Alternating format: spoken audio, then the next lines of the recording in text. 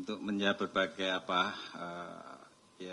pertanyaan dari teman-teman wartawan yang disampaikan lewat WA dan juga mungkin untuk menanggapi berbagai pemberitaan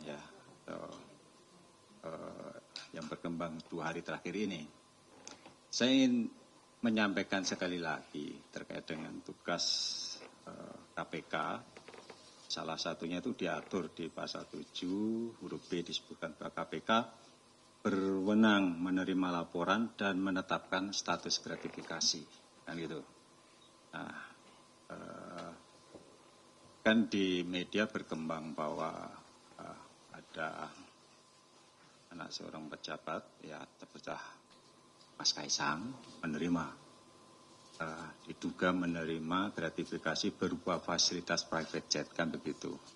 Itulah pertanyaan oleh masyarakat itu. Terus statusnya bagaimana? Kan begitu. Terus apa yang bisa dilakukan oleh KPK?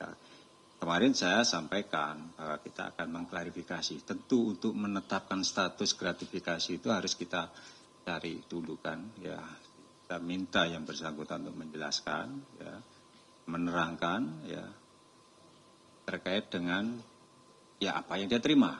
Tapi kan berkembang juga pertanyaan, kan Saudara Kaisang bukan penyelenggara negara, Pak. Kan kemarin sudah saya sampaikan, patut diduga ada hubungannya dengan penyelenggara negara. Makanya kami akan klarifikasi. Teman-teman wartawan, apakah ada yang bertanya di lewat WA, apakah KPK itu hanya berwenang memeriksa gratifikasi kalau menyangkut penyelenggara negara? Saya sampaikan iya, ya kan gitu kan. Kenapa kami membutuhkan penjelasan dari Saudara Kaisang terkait hal ini? Karena kami menduga patut diduga itu ada kaitannya dengan penyelenggara negara. Kan kita tahu kan orang tua dari Saudara Kaisang seperti itu, kan gitu kan.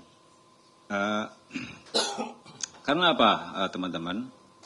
Meskipun seseorang itu bukan penyelenggara negara, ya, tetapi kami menduga ada kaitannya dengan penyelenggara negara. Bingung nggak kan?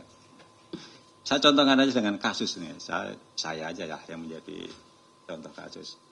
Saya pimpinan KPK. Saya punya kewenangan memutuskan sesuatu. Taruhlah semua proses itu dilalui dengan benar. Ya. Ada pihak yang ingin mengucapkan terima kasih. Saya bilang, saya nggak bisa. Karena saya penyelenggara negara. Tapi minggu lalu anak saya baru menikah. Kalau mau kasih saja anak saya. Kan itu kan. Yang terima gratifikasi siapa? Anak saya kan yang menerima sesuatu. Tetapi kan faktor, karena saya selaku penyelenggara negara, maka saya pikir KPK juga bisa untuk melakukan klarifikasi seperti itu, ya.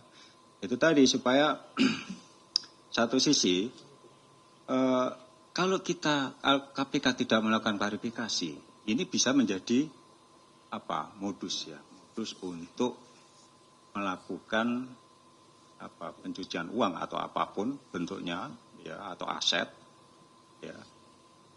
Kalau kami mendapat informasi dari masyarakat seperti itu dan kami tidak mengklarifikasi, ya tidak benar juga, kan gitu kan.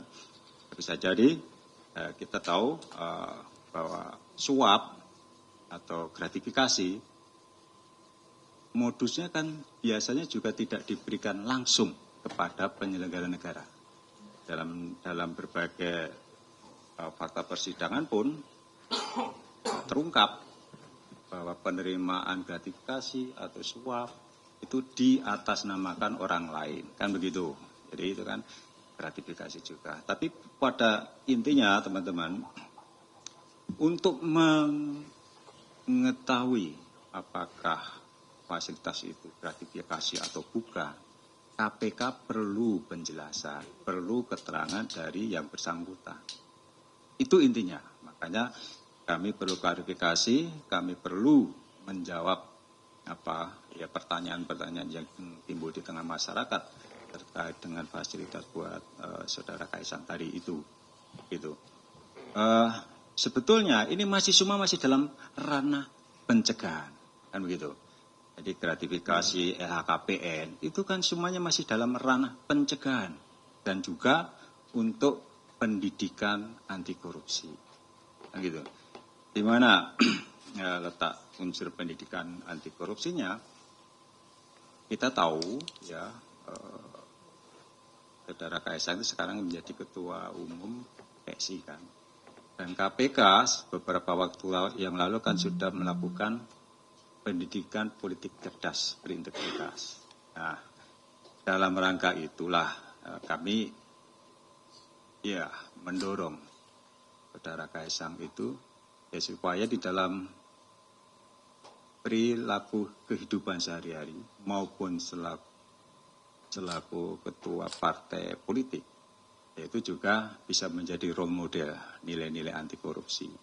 Dan itu salah satunya apa? Nilai-nilai anti korupsi, hidup sederhana, kan itu sederhana.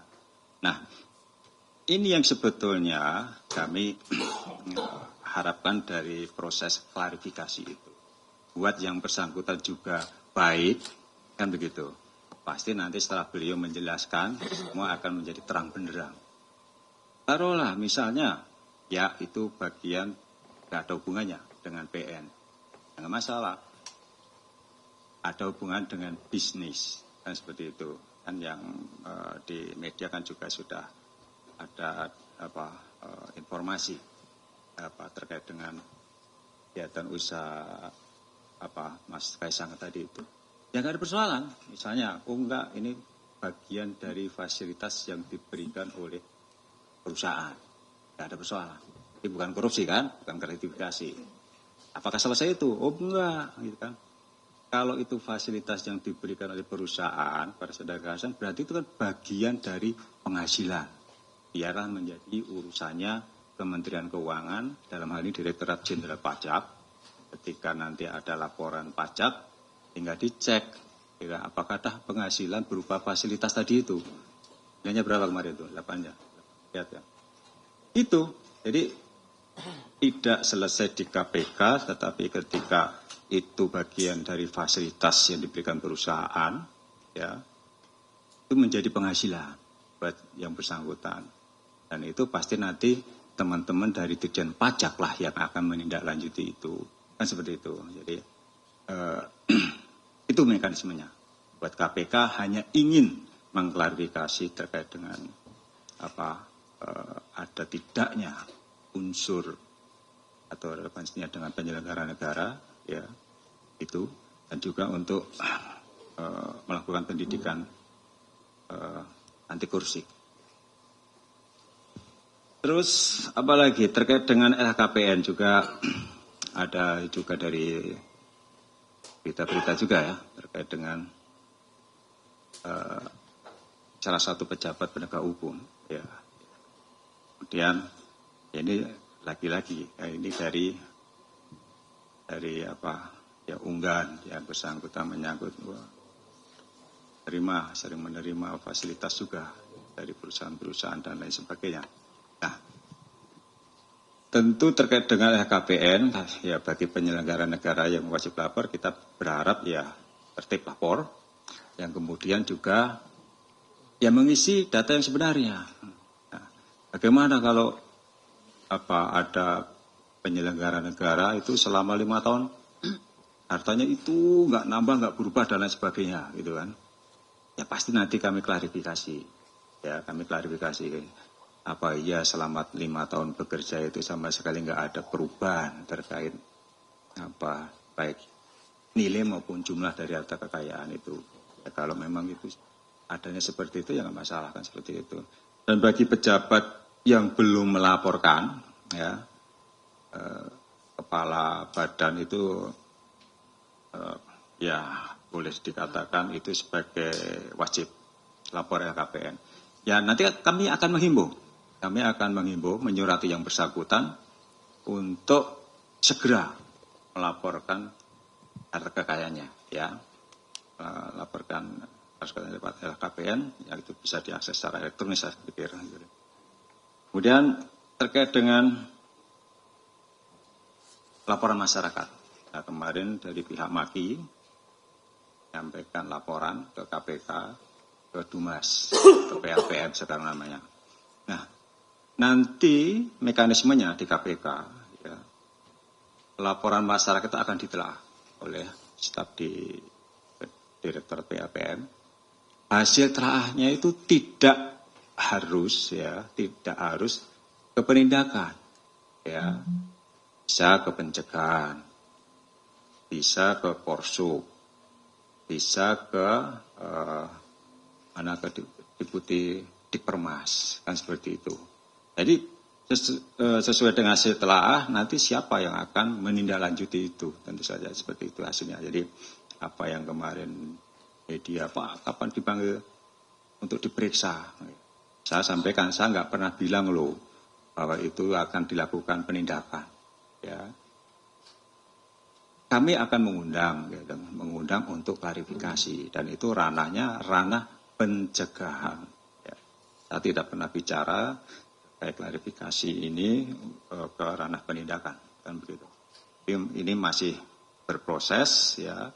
Tentu kami sih malah sebetulnya berharap, ya, kalau menyangkut fasilitas prakerja itu, saudara Kaisang sendiri yang mendeklar, kan gitu, mendeklar apakah fasilitas itu diberikan dalam rangka bisnis to bisnis yang bersangkutan itu selaku pemegang saham di salah satu perusahaan dan itu fasilitas dari perusahaan dan seterusnya.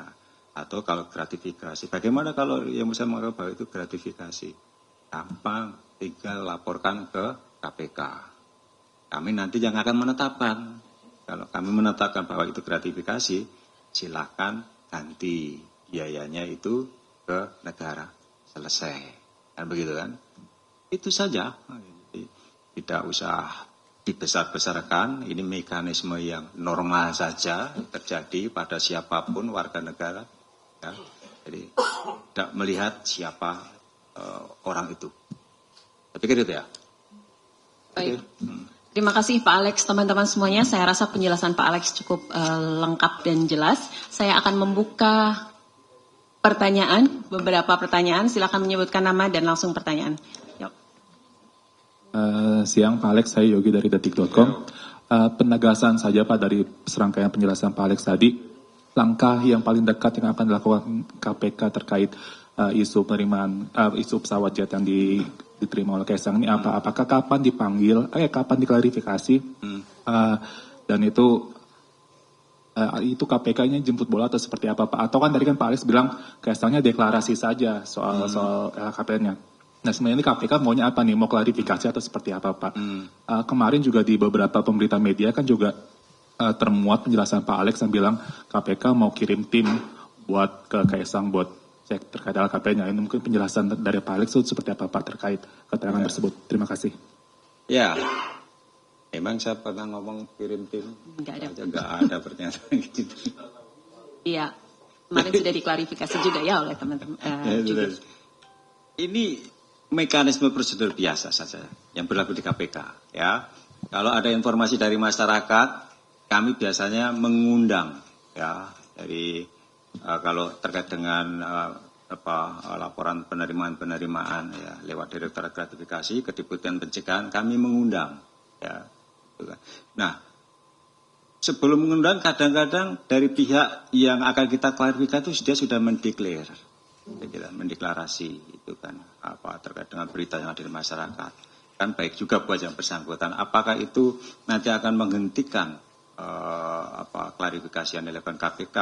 Tentu sesuai dengan kebutuhan dari Kedeputian Pencegahan dan Direktorat Gratifikasi, ya.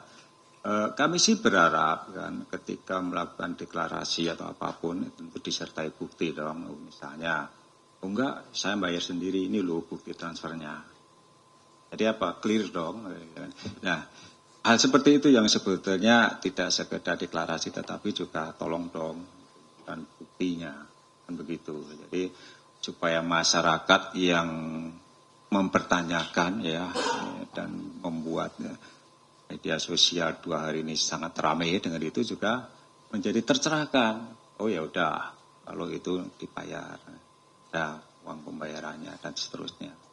Kalau itu bagian dari fasilitas usaha, selesai, seperti itu. Nah, seperti itu Mas. Jadi itu tujuan dari klarifikasi itu. Ya, sekali lagi itu untuk kebaikan kita bersama.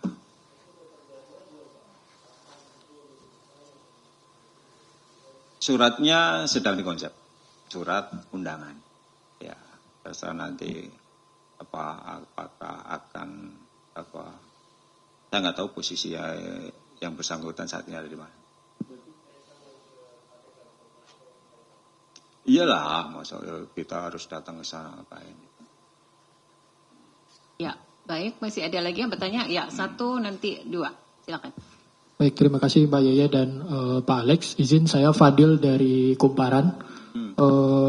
Ya dari yang dijelaskan oleh Pak Alex tadi bahwa apakah ini bisa diartikan nggak Pak bahwasanya KPK ini sedang menelusuri bahwa apakah apabila Kaisang ini bukan anaknya Presiden Jokowi dan adiknya Gibran itu bisa tetap dapat fasilitas jet? Saya tidak berandai-andai. Ya. Nanti tinggal klarifikasi saja dari hasil klarifikasi. Sesuatu yang belum pasti apa yang harus saya sampaikan gitu kan. Andai saya bukan anaknya ini apa yang dikasih dan sebagainya ya saya nggak tahu juga. Oke, baik. 1 pertanyaan terakhir. Selamat siang Pak, saya Iwan dari CNN Indonesia TV. Pertanyaan saya Pak, ini yang nanti akan dimintai klarifikasi apakah hanya Kaisang saja atau kerabatnya yang merupakan penyelenggara negara? Karena seperti kita ketahui Kaisang itu kan ayahnya penyelenggara negara, kakaknya penyelenggara negara, kemudian iparnya juga penyelenggara negara, jadi banyak sekali penyelenggara negara. Kalau kita lihat tadi seperti yang Bapak contohkan, terkait misalnya Bapak menikahi anak Bapak menikah, kemudian ratifikasinya lewat pada prinsipnya gini aja Mas. Tentu yang kita klarifikasi, yang kami klarifikasi orang yang menerima. Kan begitu. Yang menerima itulah yang tahu dalam kaitan apa fasilitas itu atau barang itu atau uang itu diberikan. Kan begitu. Orang yang menerima. Mungkin katanya kakaknya belum tentu tahu. Saya nggak tahu apa-apa. Itu urusan masing-masing. Kan begitu. Nah, ada kemungkinan apa mungkin misalnya ada arahan dari kerabat begitu Pak. Sertifikasinya kasih aja ke anak saya seperti yang Bapak contohkan seperti itu Pak. Kenapa? Ya intinya kan begini, saya sampaikan tadi. Klarifikasi itu untuk menjawab pertanyaan tadi itu kan. Apakah itu ada kaitannya dengan penyelenggara negara itu? Kalau ada bagaimana Pak? Menurut pengakuan kan tentu dari hasil klarifikasi.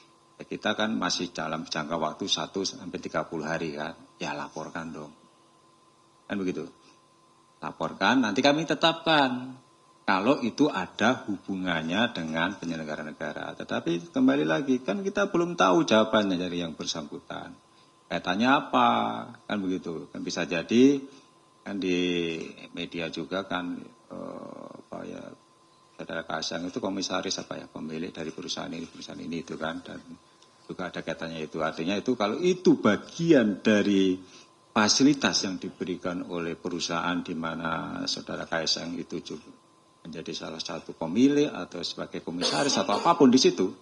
Nah, ini kan legal berarti sah kan, B2B, bisnis to bisnis. Itu menjadi urusannya nanti teman-teman Ditjen Pajak dapat fasilitas yang kalau dinilai dengan uang, ya kemarin 8 miliar misalnya. Itu penghasilan tuh, ya kan, penghasilan buat Saudara Kaisang. Laporkanlah nanti ke pajak, biar teman-teman pajak nanti yang menghitung berapa besarnya pajak yang harus dibayar, kan begitu. Itu saja. Jadi nggak ada persoalan. Saya kira sudah jelas. Masih ada 1 lagi ya, terakhir ya. Terima kasih Pak. Saya Yayan dari Forum Keadilan. Paling penegasan aja sih Pak. Tadi Bapak menyebut suratnya lagi di konsep gitu Pak. Berarti apakah KPK dan Kaisang ini sama-sama saling tunggu apa gimana Pak untuk klarifikasi? Ini nggak ada saling tunggu gitu kan. Ya sudah, kan menjadi tugas dan kewenangan KPK, tadi sudah saya sebutkan ya, untuk menerima laporan dan menetapkan gratifikasi. Ya.